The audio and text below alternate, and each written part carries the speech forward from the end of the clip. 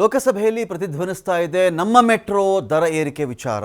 ಸಂಸದ ತೇಜಸ್ವಿ ಸೂರ್ಯ ಇವತ್ತು ಬಹಳ ಗಂಭೀರವಾದಂಥ ಒಂದು ಪ್ರಶ್ನೆಗಳಲ್ಲಿ ರೈಸ್ ಮಾಡಿದ್ದಾರೆ. ಮೆಟ್ರೋ, ಕರ್ನಾಟಕದಲ್ಲಿ ಮೆಟ್ರೋ ಅಂತ ಬಂದಾಗ, ಬೆಂಗಳೂರಲ್ಲಿ ಮೆಟ್ರೋ ಅಂತ ಬಂದಾಗ ಇದನ್ನು ನೀವು ಯಾಕೆ ಇಷ್ಟು ಜಾಸ್ತಿ ಮಾಡಿದ್ದೀರಿ, ದರ ಏರಿಕೆಗೆ ನನ್ನ ವಿರೋಧ ಇದೆ ಅಂತ ಹೇಳಿ ತಮ್ಮ ಹೇಳಿಕೆಯನ್ನು ದಾಖಲಿಸ್ತಾರೆ ತೇಜಸ್ವಿ ಸೂರ್ಯ. ಒಳ್ಳೆ ಕೆಲಸ ಅದು. ಕರ್ನಾಟಕದ ವಿಚಾರದಲ್ಲಿ ಒಬ್ಬ ಸಂಸದಾದರೂ ಮೆಟ್ರೋ ದರ ಏರಿಕೆ ವಿಚಾರಕ್ಕೆ ಸಂಬಂಧಪಟ್ಟಂತೆ ಎದ್ದು ನಿಂತು ಅಲ್ಲಿ ಮಾತನಾಡಿದ್ದಾರೆ.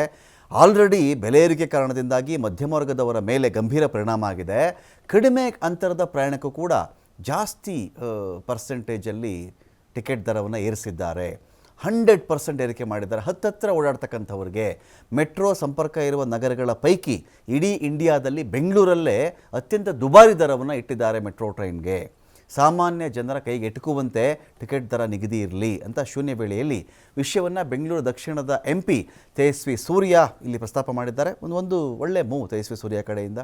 ಬೆಲೆ ಏರಿಕೆ ವಿಚಾರಕ್ಕೆ ಸಂಬಂಧಪಟ್ಟಂತೆ, ಜೊತೆಗೆ ಮೆಟ್ರೋ ಟಿಕೆಟ್ ದರ ಏರಿಕೆ ವಿಚಾರಕ್ಕೆ ಸಂಬಂಧಪಟ್ಟಂತೆ ಇದು ಕೇಂದ್ರದ ವಿಚಾರಕ್ಕೆ ಬರುವ ಒಂದು ಕಾರಣದಿಂದಾಗಿ ಮೆಟ್ರೋದಲ್ಲಿ ಇರತಕ್ಕಂಥ ಅಧಿಕಾರಿಗಳು ಒಂದು ಪ್ರಸ್ತಾಪವನ್ನು ಕಳಿಸ್ಕೊಡ್ತಾರೆ. ಆ ಪ್ರಸ್ತಾಪದ ಪ್ರಕಾರವಾಗಿ ಅವ್ರಿಗೆ ಬಂದಾಗ ಟಿಕೆಟ್ ದರ ಏರಿಕೆ ಆಗುತ್ತೆ. ಏನು ಆಶ್ಚರ್ಯ ಅಂತ ಹೇಳಿದ್ರೆ 50% ಜಾಸ್ತಿ ಮಾಡೋದಿದೆಯಲ್ಲ, ₹100 ಟಿಕೆಟ್ ಇದ್ದರೆ ಅದಕ್ಕೆ ₹150 ಕೊಡಬೇಕು ಅಂತ.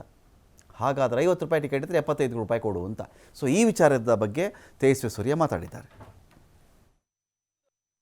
Speaker, sir, the state government of Karnataka recently requested to constitute a fare fixation committee to review the prices of the Bengaluru metro, and this fare fixation committee has come up with a proposal to raise the metro prices, the ticket prices of the Bengaluru metro, and in some instances more than 100% rise in the metro ticket prices has been taken place.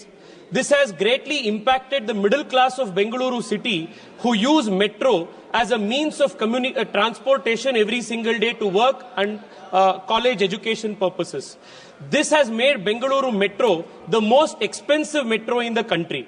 My request through you to the concerned authority, Speaker, sir, is to immediately review the anomalies in the fare fixation committee report and rationalize the pricing of the ticket prices of Bengaluru metro so that the poor, the common people, the middle class people can afford.